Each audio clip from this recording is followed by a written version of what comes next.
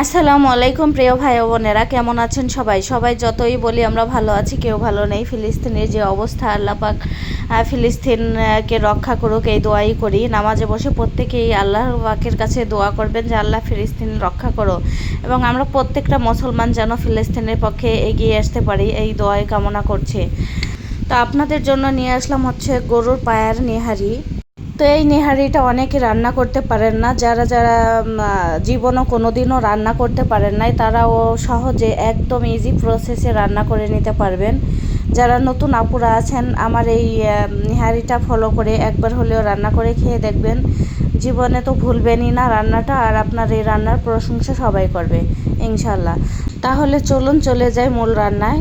এখানে আমি একটা গরুর পায়ের অর্ধেকটা নিয়েছি, পায়াটা বেশ বড়ই ছিল, তো সেই পায়াটার অর্ধেকটা নিয়েছি আমি।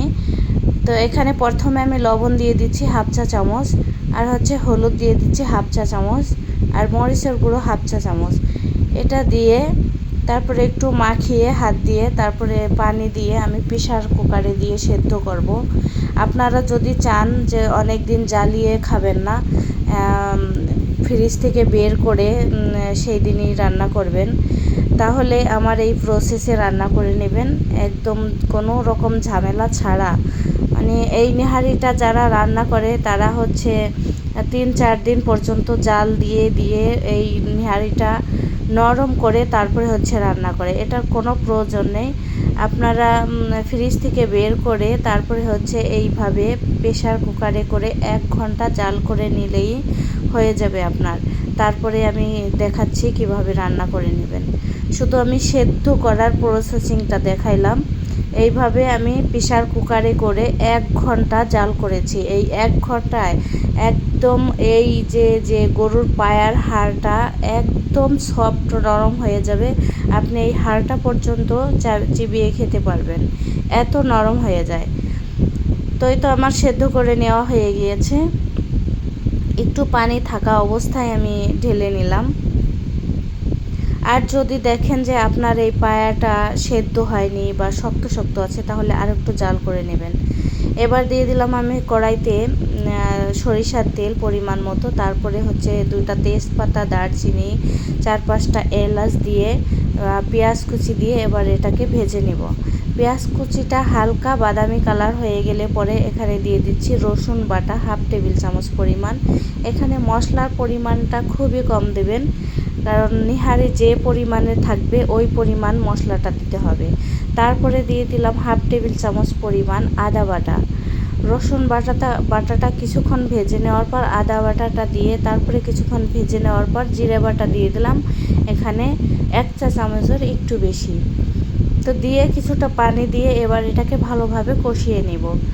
তারপরে দিয়ে দিচ্ছি এখানে শুকনো মরিচের গুঁড়ো হাফ চা চামচ, ধনিয়ার গুঁড়ো হাফ চা চামচ, লবণ হাফ চা চামচ, হলুদ পরিমাণ মতো অল্প একটু দিয়েছি, হাফ চা চামচের কম দিয়ে এবার বিরিয়ানি মশলা দিয়ে দিলাম আমি এখানে হাফ চা চামচ। আপনাদের কাছে হাতের কাছে গরম মশলা থাকলে হাফ চা চামচ দিয়ে নেবেন, বিরিয়ানি মশলা দিলেও হবে।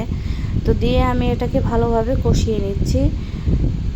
তো ভালোভাবে কষিয়ে নেওয়ার পরে হচ্ছে এই নেহারিটা দিয়ে আমি এবার ভালোভাবে জাল করে নিব।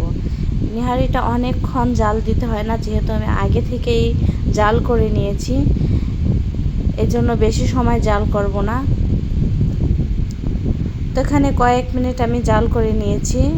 নেওয়ার পরে লাস্ট পর্যায়ে হচ্ছে 1 চা চামচ জিরার গুঁড়া দিয়ে দিলাম, এটা হচ্ছে ভাজা জিরার গুঁড়ো দিয়ে তারপরে হচ্ছে আমি নামিয়ে ফেলবো, প্রায় হয়ে গিয়েছে। তো আপনারা ঝোলের পরিমাণটা একটু পাতলা রাখবেন, পরবর্তীতে দেখবেন যে ঘন হয়ে গিয়েছে। তো এই তো আমার নেহারিটা সুন্দর হয়েছে মাশাল্লাহ। এবার আমরা এই নেহারিটা সবাই মিলে নাং রুটি দিয়ে খাবো। এই নাং রুটিটাও আমার নিজের হাতে তৈরি, খুব নরম সফট হয়েছিল। দেখেন কত সুন্দর নাং রুটিটা হয়েছে, খুবই মজার হয়েছিল রুটিটা, আর এই নেহারিটা খেতে অমৃত লেগেছে। সবাই ভালো থাকবেন, সুস্থ থাকবেন, আর আমার এই চ্যানেলটা সাবস্ক্রাইব করে বেল বাটনটা অন করে দেবেন। আর ভিডিওটা ভালো লাগলে অবশ্যই কমেন্টস বক্সে বলে যাবেন কীরকম হয়েছে। আল্লাহ হাফেজ, আসসালামু আলাইকুম।